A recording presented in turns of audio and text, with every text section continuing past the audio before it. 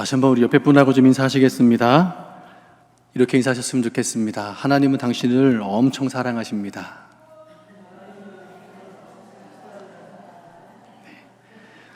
예. 하나님은 여러분 사랑하십니다. 믿으십니까? 예. 여러분, 저희가 기쁨의 50일을 보내고 있죠. 예수님 부활하시고 우리가 나타나셨던 기쁨의 50일을 보내고 있습니다. 그리고 교회는 함께 사도행전을 묵상하고 있습니다. 성경 필사 열심히 하고 계십니까? 한 13장까지 쓰셨어야 되는 것 같은데 매일매일이 고난과 역경을 헤치고 가는 길인 것 같습니다. 또 새벽 말씀을 또 기도회와 녹음된 음성으로 묵상하시면서 여러분의 삶에 함께 하시는 성령의 인도하심을 경험하고 계십니까? 여러분 안에 성령님이 계시죠? 예. 이런 거 꼭 해야 됩니까? 내 안에 성령님이 계시다 이런 거 안 해도 되죠? 한번 해보실까요? 내 안에 성령님이 계십니다.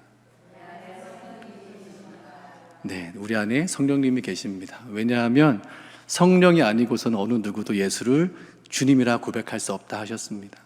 우리가 예수님을 주라고 고백할 수 있는 건 나의 믿음이 아니라 성령께서 도우시는 믿음으로 고백하게 되는 줄로 믿습니다. 그러면 여러분, 우리가 성령의 인도하심을 받는다는 것은 어떤 삶을 말할까요? 성령의 인도하심을 받는 삶,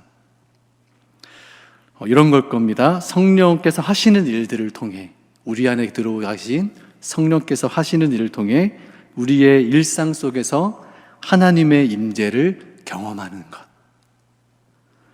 성경에는 그와 같은 성령의 사역이 다양하게 기록되어 있죠. 우리 크게 성경의 내용을 잠깐만 보면 성령이 하시는 일을 신구약 성경의 가르침 안에서는 이렇게 말합니다. 세상 안에서, 교회 안에서 하나님의 임재를 나타내는 것. 세상과 교회에서 하나님의 임재를 나타내는 것이 성령이 하시는 일이다. 크게 보면 그런데요. 예를 들어 보겠습니다. 구약 성경에서 하나님의 임재는 어떻게 나타났냐면 하나님이 친히 영광으로 나타나셨습니다. 출애굽기에 보면 성막을 봉헌했을 때 하나님 그 성막에 임재하셨을 때 어떤 현상이 일어났다 그랬죠? 무엇이 가득했더라? 성막에 구름이 가득했더라. 하나님의 임재를 나타내는 상징적인 구름이 있었습니다. 여러분, 되게 특별한 현상이지 않았겠습니까? 구름이 산에 걸려있는 구름은 봤지만 땅에 내려와 땅에 걸려있는 모습을 본다는 건 특별한 일입니다. 하나님이 임재하셨던 그 특별한 순간을 우리가 이해할 수 없으니 우리가 볼 수 있는 눈으로 초월적인 현상으로 임했다라는 것을 나타내 주신 것이죠. 구약에서는 하나님의 임재를 친히 하나님의 영광으로 나타내십니다. 그런가 하면 신약 성경에서는 어떻게 나타나냐면 복음서에서는요, 예수님을 통해 하나님의 임재를 나타내십니다. 예수님께서 하신 일들이 있으시죠? 천국 복음을 전하시고 천국 복음을 전파하시고 모든 병든 자들을 고치심을 통해 그 하나님의 임재를 나타내셨습니다. 그러면 예수님이 부활하시고 승천하신 이후에는 누가 하나님의 임재를 나타내실까요? 성령님께서 교회 시대의 전체에 걸쳐 초대교회가 시작되어지고 지금도 우리가 지금 교회에 모여 있지 않습니까? 지금까지 이어지는 교회 시대에 걸쳐서 누가 하나님의 임재를 나타내고 계시냐면 성령님께서 하고 계시다는 겁니다. 그러니까 여러분, 우리가 지금 교회로 모여서 말씀과 기도와 찬양을 하는 것도 누가 하시는 일이에요? 성령께서 우리 안에 역사하시는 일입니다. 그렇게 하나님의 임재를 나타내고 계십니다. 성령을 통해 하나님의 임재를 나타내시며 교회 시대를 여는 사건이 있었죠. 그 사건이 오순절 성령 강림의 사건입니다. 그때 베드로는 성령이 말하게 하심에 따라 하나님의 하신 큰 일을 증언하게 됩니다. 베드로뿐만이 아니라 그곳에 있었던 제자들 모두 성령을 받았을 때 성령의 충만함을 받고 성령이 말하게 하심에 따라 하나님이 하신 큰 일을 증언하게 되는데요. 사도행전 2장 4절과 11절 말씀이 이렇게 되어 있습니다. 같이 한번 읽어보겠습니다. 그들이 다 성령의 충만함을 받고 성령이 말하게 하심을 따라 다른 언어들로 말하기를 시작하니 우리가 다 우리의 각 언어로 하나님의 큰 일을 말함을 듣는도다 하고. 아멘. 이게 무슨 말씀이냐면요, 4절에 그들은 예수님께서 보내주신 성령을 기다렸던 제자들을 말합니다. 그들이 다 성령의 충만함을 받았더니 성령이 말하게 하심에 따라, 즉 그들이 말하고 싶은 것이 아니라 성령께서 주장하시는 말을 하기 시작했는데, 그 말이 뭐냐면 다른 언어들이 나왔다는 거예요. 그런데 그 언어들로 말하는 게 무슨 내용이었냐면 11절에 우리가 다 우리의 언어로 라고 하는 그 우리는 각 나라의 사람들을 말합니다. 그날 예루살렘 성전에 모였던 각 나라의 사람들이 자기 나라의 말로 저들이 하는 말을 듣고 있는데, 그들이 하는 말이 뭐냐면 하나님의 큰 일을 말함을 들었다라고 말하는 겁니다. 그럼 성령이 임재하시고 하나님의 임재를 드러내실 때 성령의 충만함을 받은 제자들이 성령이 말하게 하심에 따라 말할 때 두 가지 특징이 있습니다. 첫째는 그들이 다른 나라의 언어를 할 줄 모름에도 다른 나라의 언어로 말을 하고 있다는 것이죠. 그리고 둘째, 그들이 모두 다 하나의 내용을 전하고 있다는 겁니다. 그 하나의 내용이 뭐예요? 하나님이 하신 큰 일을 말하고 있다는 겁니다. 다른 나라의 언어로 말하게 되는 것은 신비한 체험일 수밖에 없습니다. 우리가 기도하는데요, 갑자기 성령이 임하셔서 누군가는 갑자기 아프리카어로 기도를 하고 누군가는 불어로 기도를 하게 된다면 여러분 어떠실 것 같으십니까? 그러나서 기도를 하고 딱 깼더니 다시 그 나라 말을 하지 못하게 되는 상황이 온다면 얼마나 놀랐겠습니까? 여러분, 이런 일이 있을 수 있지만 보편적으로 일어나는 일은 아닙니다. 이유는요, 성령께서 하나님의 임재를 나타나시기 위한 목적이 있을 때 특별한 방법을 동원하기 위하여 권능을 이와 같이 행하실 수도 있다는 것을 보여주신 사건이지요. 누구에게나 보편적으로 일어나는 일은 아닐 수 있습니다. 또한 두 번째 특징은 뭐냐면 성령으로 충만한 사람들은 모두가 다 하나님이 하신 큰 일을 말했다라는 겁니다. 여러분, 하나님이 하신 큰 일이 뭐예요? 우리는 그것을 복음이라고 부릅니다. 복음이란 우리 모두는 예수 그리스도께서 이 땅에 오심으로 인하여 우리가 알지도 못하고 있었던 우리의 상태를 발견하게 됩니다. 어떤 상태에 있었냐면 우리가 죄의 지배 아래 사망과 저주 아래 있었다는 것을 발견하게 됩니다. 그런 우리에게 하나님께서 그 아들 예수 그리스도를 보내주셔서 우리를 대신하여 죄의 형벌을 받으심으로 십자가에 못 박혀 죽으실 뿐 아니라 죽은 자 가운데서 다시 살아나셔서 우리를 죄와 사망의 저주 아래 두지 않으시고 하나님 나라의 다스림이 있는 나라로 옮겨주셨습니다 라는 게 복음이고요, 이것을 믿은 우리가 구원을 받은 겁니다.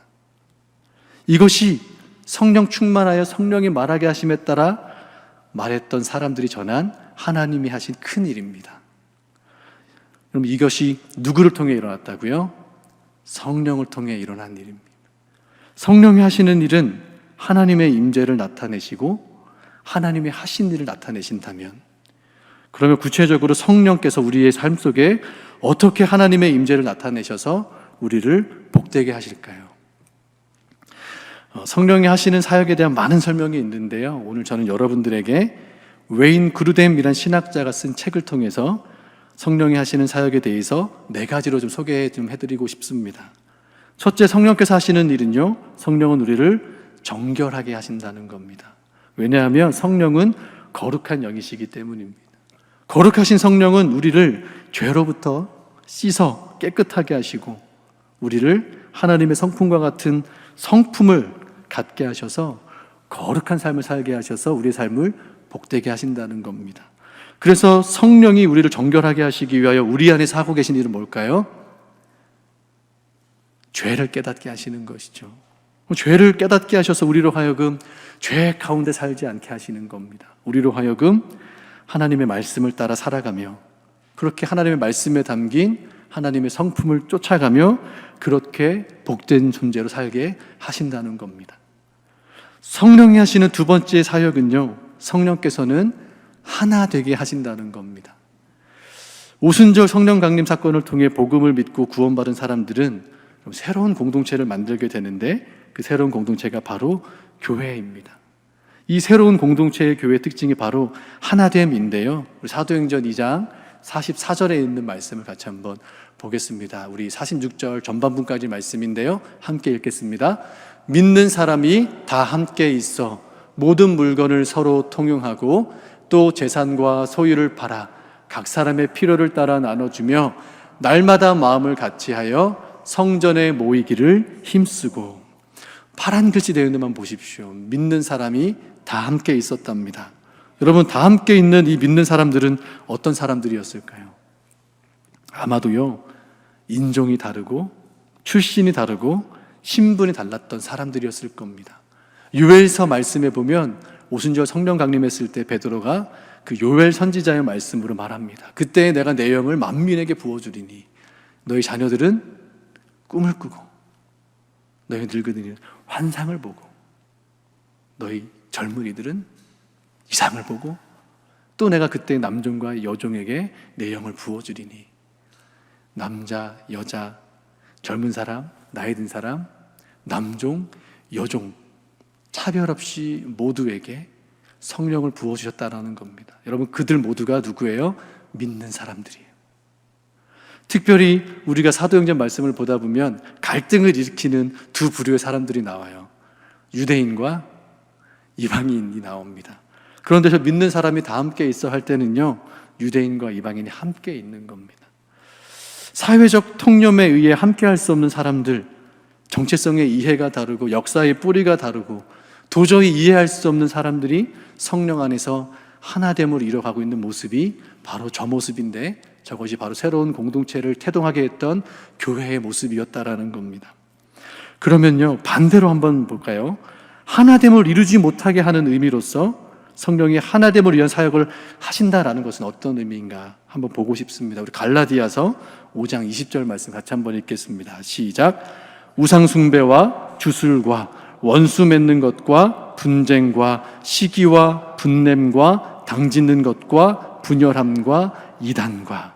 이 갈라디아서 5장에 나오는 이 말씀들은요, 성령의 인도하심이 아닌 말씀입니다. 성령의 인도하심이 아닌 것, 분쟁과 시기, 당짓는 것, 분열하는 것, 이단은 결국 모든 영적 공동체의 하나됨을 끊어지게 만든다는 것이죠. 단절되게 만든다는 겁니다. 도리어 갈라디아서 5장 22절부터는 어떤 말씀이 나와요? 성령의 열매들이 나옵니다. 이 말은요, 성령의 역사는 우리 안에 성령의 열매와 같은 사랑과 평화를 만들어내셔서 다양함 속에 조화를 이루는 아름다운 꽃들처럼 우리를 조화롭게 이루어 하나됨을 이루어가게 하신다는 겁니다. 그런가 하면 성령이 하시는 일 세 번째는요, 성령은 말씀을 계시하십니다. 말씀을 계시한다라는 건 말씀을 듣고 깨닫고 전하는 모든 일을 말합니다. 계시라고 쓴 이유는 여러분, 우리가 하나님의 말씀을 깨달을 수 있을까요? 없을까요? 우리 스스로가 깨달을 수 없으니 성령께서 깨달을 수 있도록 도와주시는 것, 나한테 보이지 않았던 하나님의 말씀이 영의 눈이 띄어 그 말씀이 깨달아지는 것, 이것이 계시라는 겁니다. 그래서 성령은 우리로 하여금 그 말씀을 계시하신다는 겁니다. 그래서 그 계시된 말씀인 성경을 통해 우리가 그 말씀을 품고 살아갈 때 그 하나님의 성품을 닮아가게 하심으로 하나님이 기뻐하시는 일을 이루어가게 하신다는 것입니다. 우리가 신앙생활을 하면서 말씀 읽고요, 기도도 하고 성령의 인도하심을 받는다는 것의 모든 의미는 말씀을 깨닫게 하심으로 하나님의 성품에 일치된 마음으로 일상을 살아가게 하시는 성령의 계시의 역사라는 것이죠. 여러분, 우리가 어떤 날은 그냥 읽었던 말씀이 어떤 날은 나의 삶을 향한 말씀으로 깨달으신 적 있지 않으십니까? 그게 성령께서 우리 안에 역사하시는 증거입니다. 여러분, 그거 아무렇지도 않은 걸로 여기시면 안 되고 아멘 하시고 기쁨으로 받으셔야 됩니다. 내 안에 성령이 지금 나를 충만한 가운데 살게 하시고 있다는 살아있는 증거이기 때문입니다. 그럼 우리가 어떤 걸 두려워해야 될까요? 하나님 내 안에 말씀이 깨달아지지 않습니다. 그 순간이 두려운 순간이죠. 그런가 하면 성령이 하시는 일 네 번째는요, 성령께서는요, 우리에게 능력을 부어주신답니다. 사도행전 1장 8절에 보니까 이렇게 말씀하세요. 오직 성령이 너희에게 임하시면 너희가 무엇을 받는다고 하죠? 권능을 받는데요. 그러면 권능이 무슨 뜻입니까? 능력이에요. 이 능력은 어떤 능력입니까? 오늘 말씀에 따르면 성령의 말하게 하심에 따라 하나님이 하시는 일들을 할 수 있는 능력입니다. 여러 가지 능력이 있지만 특별히 사도행전에는 이런 말씀이 나오죠. 베드로가 다비다를 살리는 사건이 있고요. 오랫동안 앉아있던 한 사람을 일으키는 사건들이 일어나고요. 그러나 무엇보다도 복음을 전하게 하심으로 하나님께서 작정하신 사람들의 구원이 일어나는 역사를 일으키신다는 겁니다. 그럼 우리가 성령께서 능력을 주실 때 어떤 마음이 드냐면요, 담대해집니다. 사람이 두려워지지 않습니다. 사람이 두려워지지 않으니 그에게 이 고백을 할 수 있는 거예요. 하나님 당신 사랑하신다는 얘기를 할 수 있는 겁니다. 성령께서 우리가 하나님의 말씀대로 살아갈 수 있도록 능력을 부어주시는 줄로 믿습니다. 모든 삶에 필요한 능력으로 우리의 일상 가운데 충만한 하나님의 임재를 드러나실 수 있도록 도우시는 줄로 믿습니다. 우리가 성령의 사역 4가지를 지금까지 봤는데요, 너무나 다양하게 표현될 수 있지만 가장 중요한 것은요, 이 성령의 사역은 우리 삶에 하나님의 임재를 나타내셔서 우리의 삶을 복되게 하신다는 것이 중요합니다. 그래서 성령은 거룩하게 하시고 하나 되게 하시고 말씀을 깨닫게 하시고 그 말씀대로 살아갈 능력을 주심으로 우리 안에 살아 역사하십니다. 그런데 이 4가지 사역에요, 우리 한 가지만 더 소개하면요, 성령의 사역 중에요, 이런 내용이 좀 있는데 우리 한번 화면을 보시고 같이 한번 읽어보시면 좋겠습니다. 시작. 성령께서는 우리의 반응에 따라 하나님의 임재와 복에 관한 증거를 상이하게 나타내신다. 웨인 그루뎀이라는 신학자가 성령이 하시는 일의 5번째 특징 중에 이런 표현을 썼습니다. 성령은 우리가 그분에게 어떻게 반응하느냐에 따라 우리에게 다르게 역사하신다는 거예요. 그런 일들이 성경에 있었는가 찾아봤더니요, 삼손 얘기가 있습니다. 하나님이 영을 부어주셨는데 반복해서 죄를 짓자 어떻게 하십니까? 그를 떠나시죠. 구약의 사울 왕도 있습니다.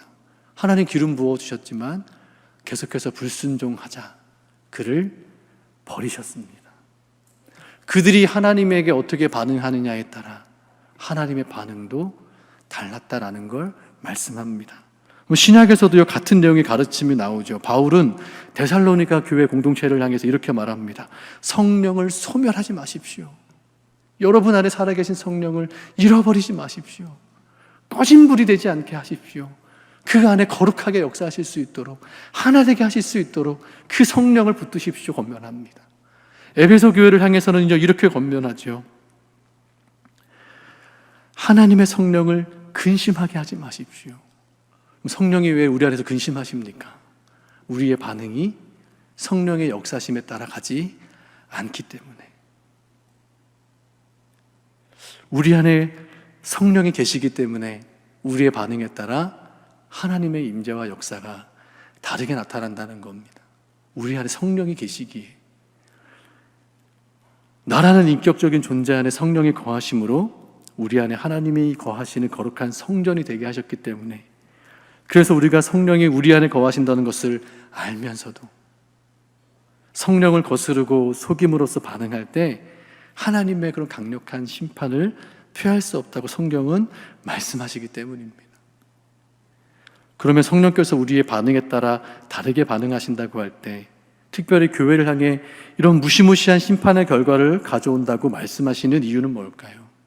정말 저주받고 하나님의 영에 떠났으니 버림받으라고 이렇게 하시려고 말씀하셨을까요?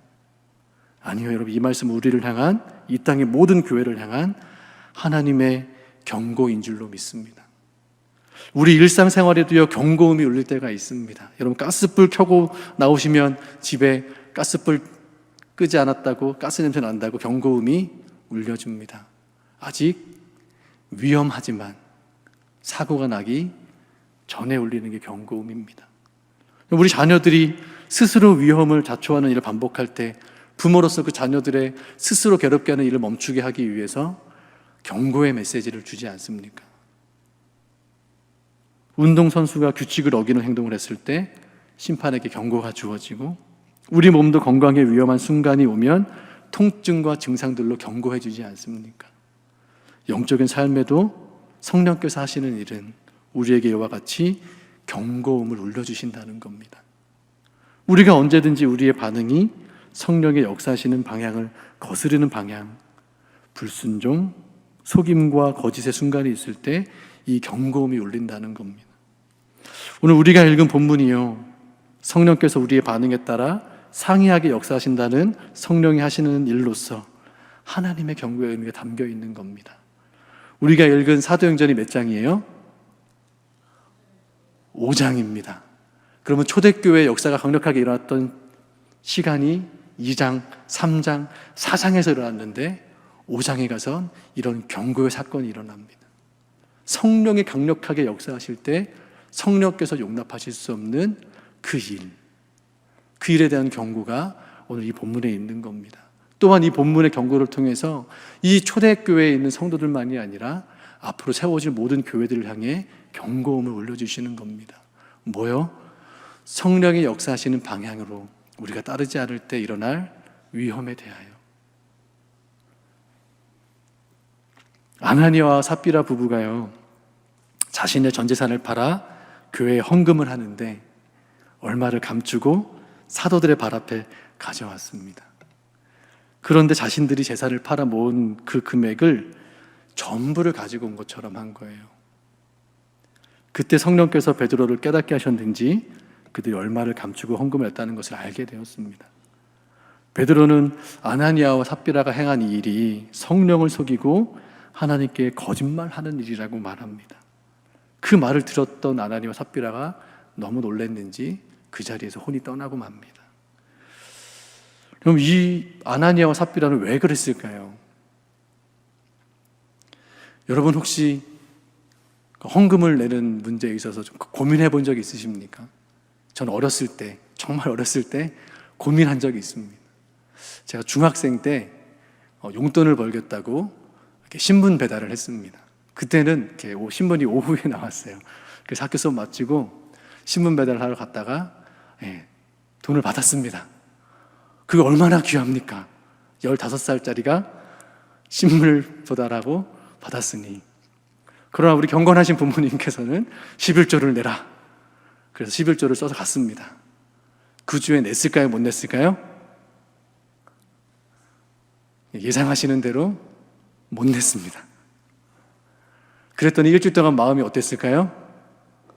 불편했습니다. 이건 내 것도 아니고 저것도 아닌 이런 기분이 들었습니다. 그래서 2주 동안을 치열하게 고민하다가 2주 만에 내버렸습니다. 그런데요, 오늘 아나니아와 삽비라는 조금 다릅니다. 이 본문 앞에 보면 바나바라는 사람이 있어요. 그 사람의 별명이 뭐예요? 위로의 아들이래요. 그 사람이 있으니 사람들이 위로를 많이 받았대요.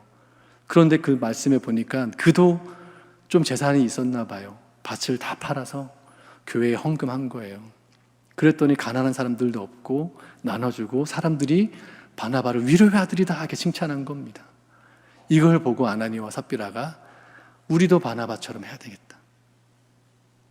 그런데 바나바처럼 못했어요. 뭐가 차이였을까요? 여러분, 아나니아와 삽비라의 문제는 헌금을 하고 안 하고의 문제가 아닙니다. 헌금을 얼마를 했느냐가 문제가 아닙니다. 문제가 뭐예요? 거짓말을 했다는 데 문제가 있습니다.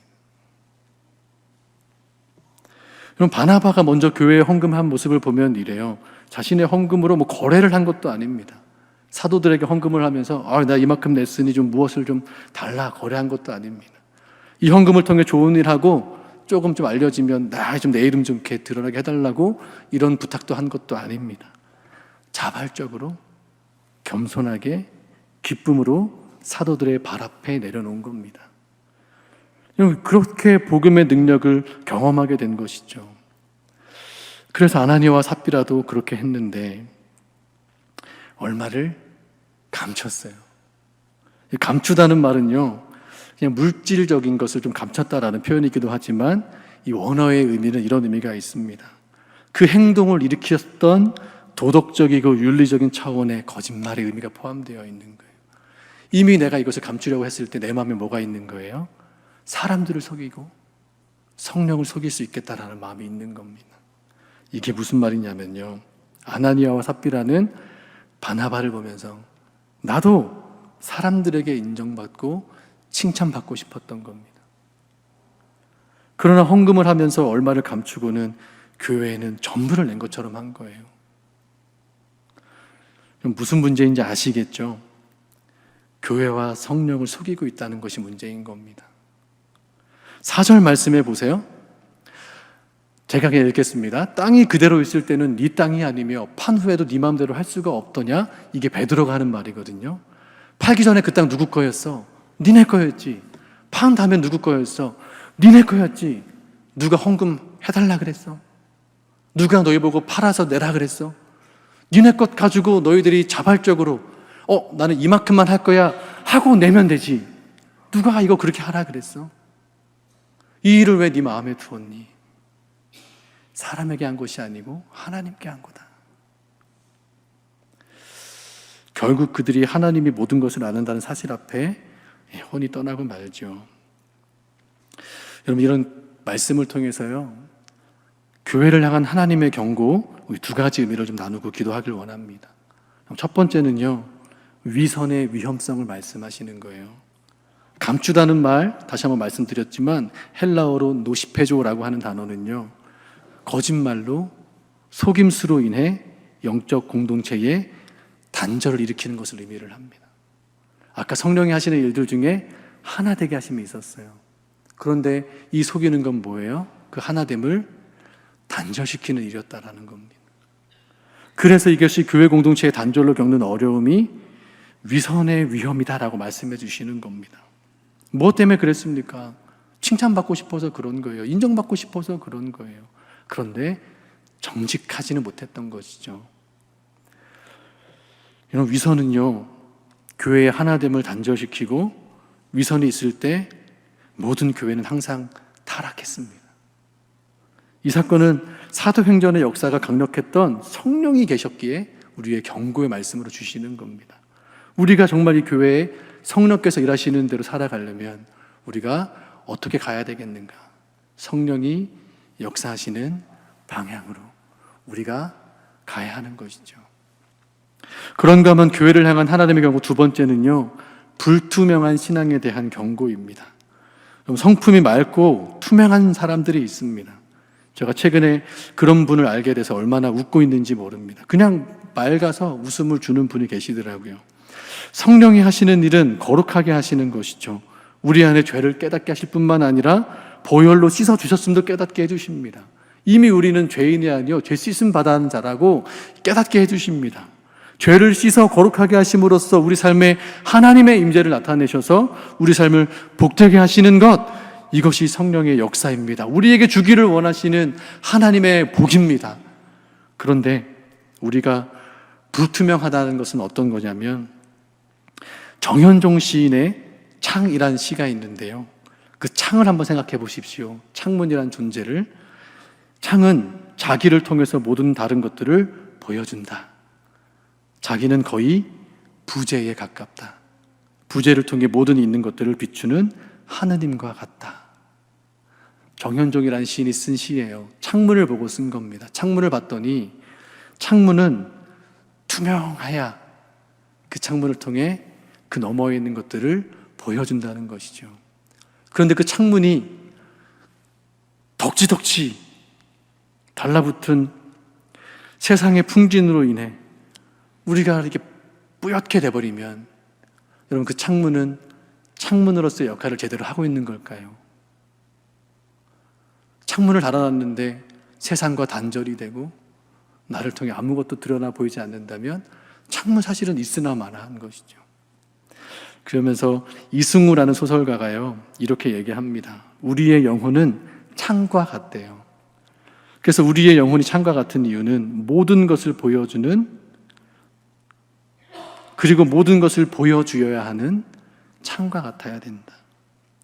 창이 불투명해지면 창은 창이지만 아무것도 통과하여 보여주지 못하는 존재가 되고 말듯이 우리의 영혼의 창을 투명하게 해야 된다는 것이죠. 그래서 우리가 투명해져서 우리 영혼의 창을 통해 무엇을 보여줘야 돼요? 하나님이 함께 하심을 보여주는 것.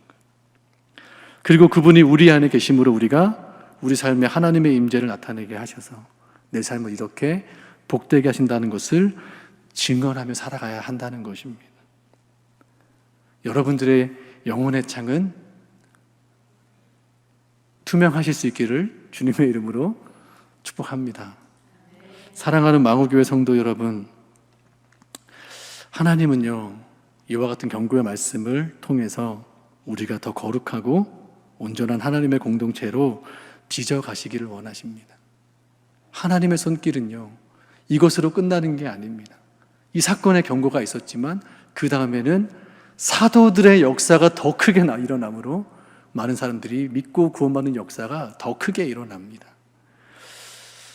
조금 더 성령이 역사하시는 방향으로 우리를 이끌어 가실 수 있도록 거룩하게 하시길, 하나 되게 하시길, 말씀 앞에 정직하게 하시길, 우리의 힘이 아닌 성령의 능력 부어주심으로 이루어감을 깨닫게 하시기를 우리 주님은 원하십니다. 그 하나님의 빚어가심의 방향으로 반응해 갈 수 있는 사랑하는 망우교회 성도 여러분들 되시기를 주님의 이름으로 축복합니다. 그래서 하나님이 임재하셔서 복을 주시는 성도와 교회, 그런 망우 공동체를 함께 꿈꾸며 함께 세워갈 수 있는 저와 여러분들이 되시기를 주님의 이름으로 간절히 축원합니다.